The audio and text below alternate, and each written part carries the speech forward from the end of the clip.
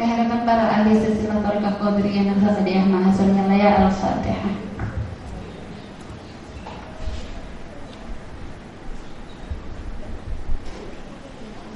Amin amin ya rabbal alamin.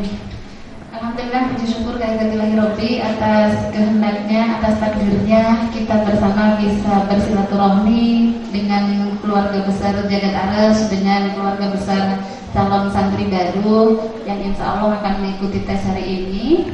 Mudah-mudahan takdir pertemuan hari ini berlanjut bahwa kita akan berjodoh menjadi satu keluarga besar. Amin. Salawat dan salam terhatur untuk Kanjeng Nabi Muhammad SAW yang telah membawa umatnya minal zulumati ilan nur, yang kita harapkan syafaatnya. Mudah-mudahan dengan keadaan kita menjalankan semua perintah, menjauhi segala larangan, dengan semua yang kita bisa menjadi perantara kita untuk mendapatkan syafaat beliau. Amin amin ya rabbal alamin. Bapak Ibu sekalian, selamat datang di pesantren peradaban dunia Jagat Ares. Ini adalah tes yang kesekian, karena selain tes per bulan kami ada beberapa tes mandiri. Jadi untuk orang luar daerah atau anak-anak yang jadwal PTN-nya penuh, jadwal persiapan UN-nya penuh, beberapa minta untuk tes mandiri. Jadi adik-adik sekalian adalah menjadi peserta kesekian puluh yang mengikuti tes Jagat Ares. Ketika bulan kemarin saya ditanya sama anak yang mau ikut tes, Miss, saya takut tes Jagat. Kenapa takut? Takut nggak diterima. Loh, memangnya apa?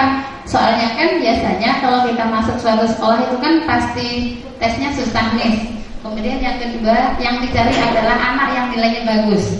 Oh begitu ya? Iya.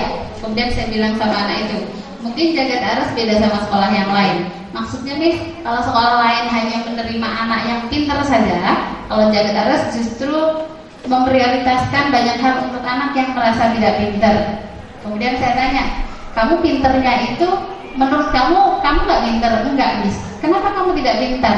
Karena nilai math saya di rapot tidak ada 8. Kemudian nilai bahasa Inggris saya juga tidak ada 8.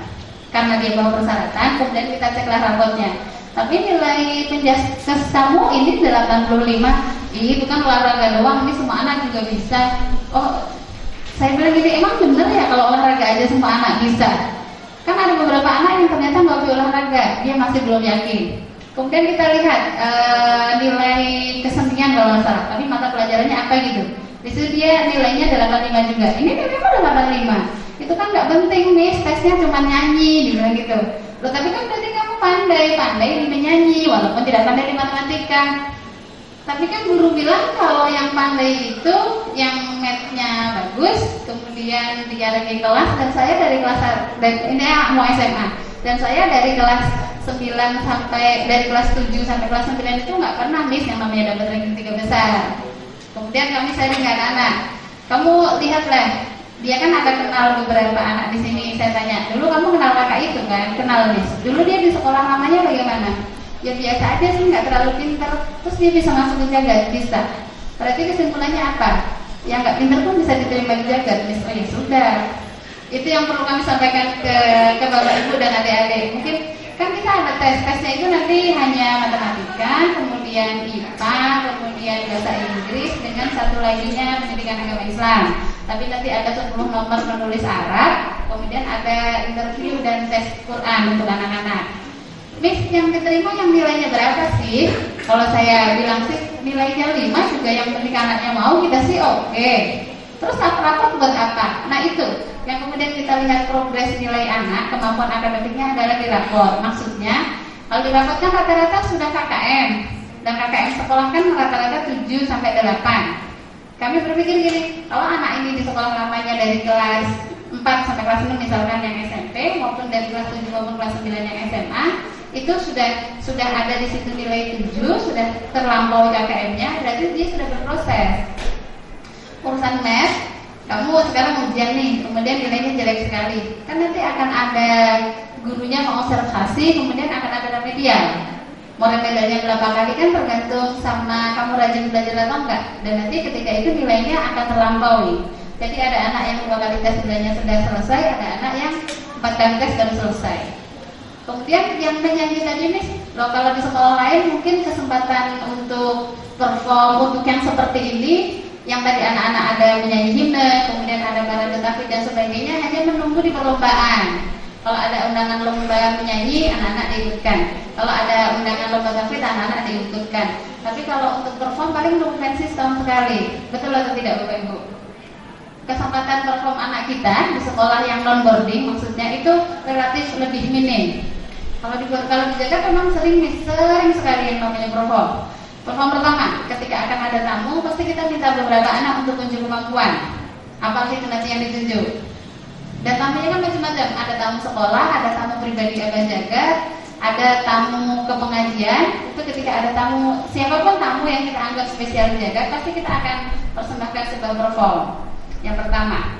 Kemudian yang kedua, anak-anak punya kegiatan yang namanya OSIS-nya kami, namanya Jaska itu punya program dari bagian artnya itu punya program 1 bulan sekali. Itu ada nonton bersamanya, kemudian di lain waktu ada performnya. Kamu suka band, suka miss, ya perform di situ. Kamu suka drama, suka miss, perform di situ. Semua yang mereka suka itu mereka bisa performkan di kesempatan itu. Dan kalau perform di Jagat itu sih pengalaman anak-anak langsung kita buka saja. Kita mau acara ini, dia mau perform. Akhirnya kan mereka berpikir, masa udah 6 bulan saya nggak pernah perform sih Miss. Ada anak yang akhirnya gitu, saya udah 6 bulan ini nggak pernah ikut perform loh Miss. Kamu ikut perform apa? Saya mau coba ini, itu dan sebagainya. Artinya yang ingin saya sampaikan adalah kemampuan yang kemudian menjadi catatan dijaga tidak hanya kemampuan akademik. Kemudian ketika kita menemukan bakat anak atau bakat terlalu berat mungkin ya, hal-hal yang disukai oleh anak, apalah itu, kemudian kita carikan momen atau event yang kemudian bisa menyalurkan hal yang dia sukai itu. Kadang kan kalau kita bicara si anak ini bakatnya ini, ngomong bakat itu kayaknya berat banget gitu, karena mereka bilang saya cuma seneng nih tapi belum bisa. Dan mereka merasa kalau seneng itu belum bakat. Akhirnya kita anggap dari yang kamu sukai apa? Mari kita berpikir di situ. Kita tahun kemarin punya yang namanya selain ekskul di Jagat ada community. Tapi community untuk anak-anak baru belum begitu banyak ini. Community itu sederhana. Ketika dia suka memasak, tapi ternyata kita tidak ada ekskul cooking kelasnya, berarti anak-anak yang suka memasak itu bisa berkumpul sendiri, kemudian bikin agenda kapan, kemudian disampaikan ke kami, ke bagian kesiswaan atau ke saya biasanya. Nanti kita kasih jadwal kegiatan. Kalau ternyata selama 3 bulan cooking kelasnya itu leading, jalan terus, ya berarti ini nanti bisa jadi benih ekskul. Atau kalian bisa kelola itu sendiri.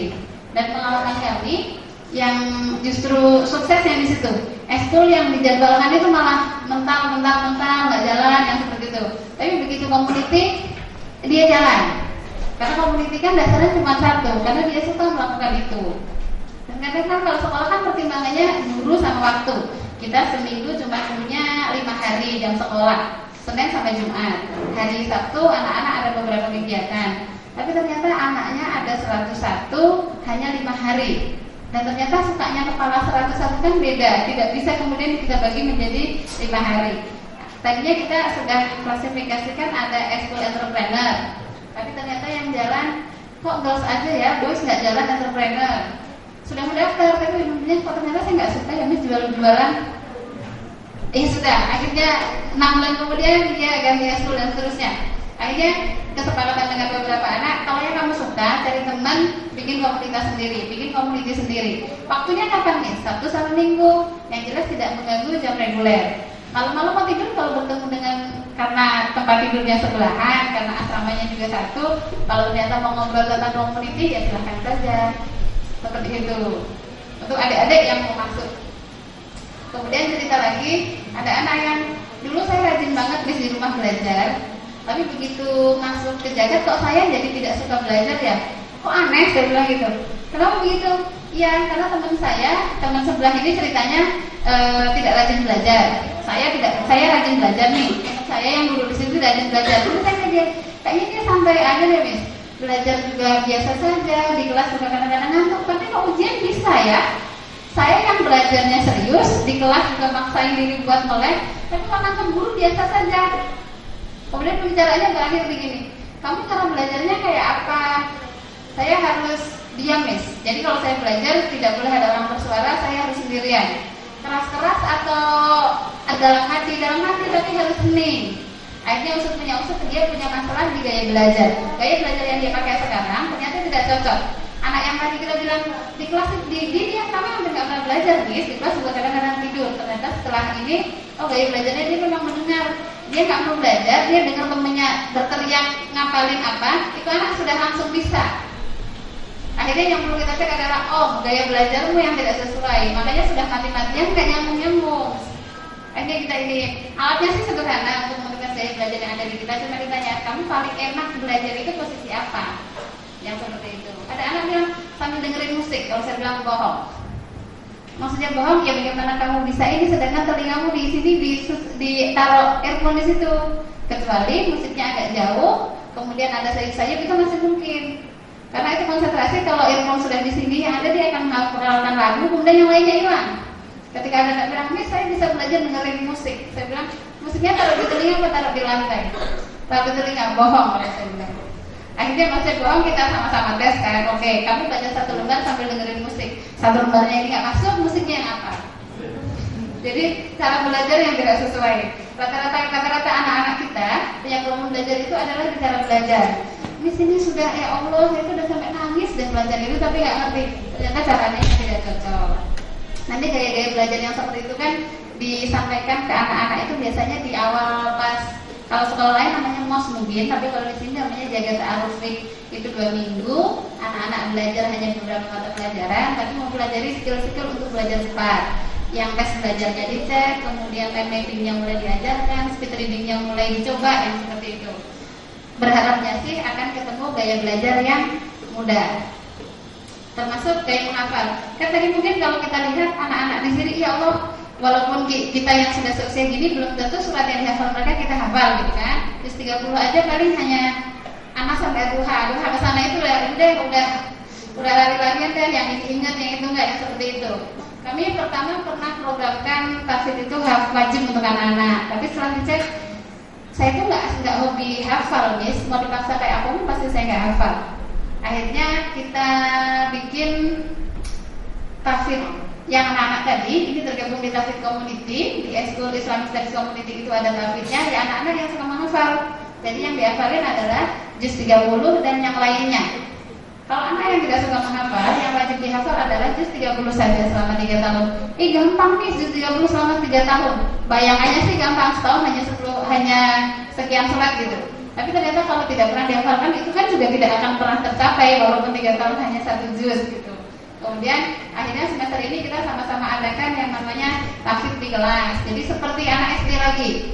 Tadinya kan sebelumnya kami tahfidz itu mandiri Bapak Ibu. Ceritanya anak-anak sudah SMP, sudah SMA, kami percayalah atur waktumu kapan hafalannya. Ternyata mereka bilang nggak ada waktu, nggak ada teman dan sebagainya. Akhirnya udah tahfidz masuk jam pelajaran. Jadi sebelum anak-anak belajar, yang pertama itu semuanya menghafal, semuanya hafalan tahfidz. Wajibnya adalah juz 30. Nanti yang adik-adik yang sekarang sudah punya juz 30 tinggal bilang, Miss saya dilanjut, Miss saya nggak dilanjut. Ya sudah, 3 tahun murojaah terus kalau dilanjut. Tapi kalau dilanjut, nanti akan kita sampaikan ke 29, kemudian 99 pilih juz yang kalian suka. Miss emang di sini ada guru yang hafidz ya?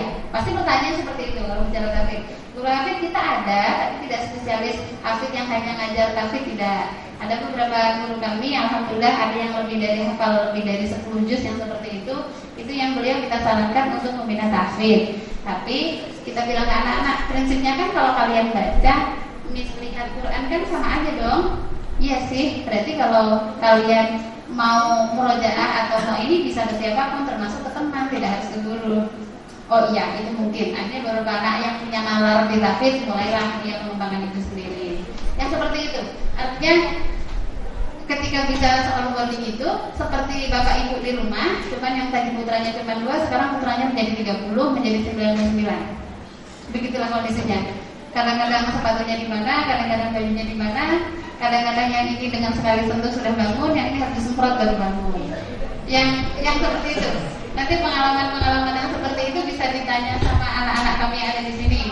Nanti habis ini kan ceritanya kita keliling sekolah, kultur. Nanti yang menemani adalah mereka-mereka, santri-santri. Nanti Bapak Ibu boleh bertanya apapun tentang aktivitas sehari-hari ke anak-anak.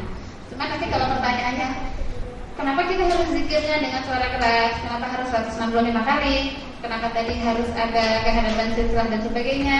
Sesudah kultur, anak-anak tes bulan kedua, nanti Bapak Ibu kami undang di sini lagi untuk berdiskusi dengan Pak Tata.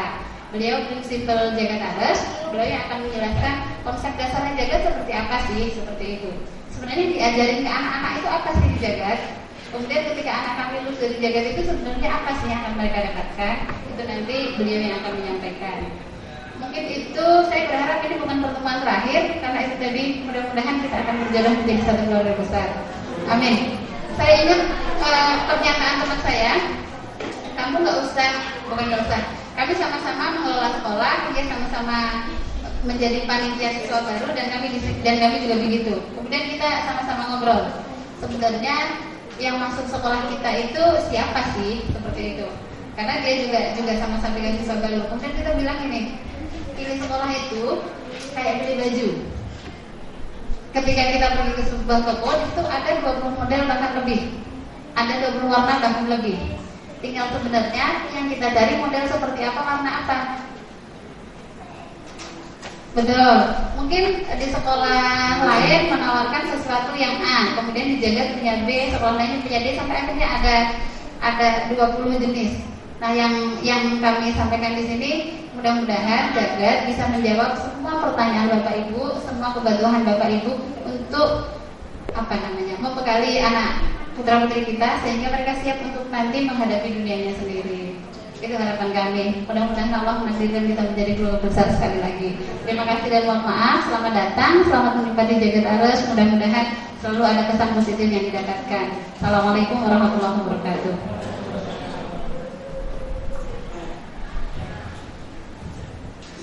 This is the time for girls' performance. Saman dance.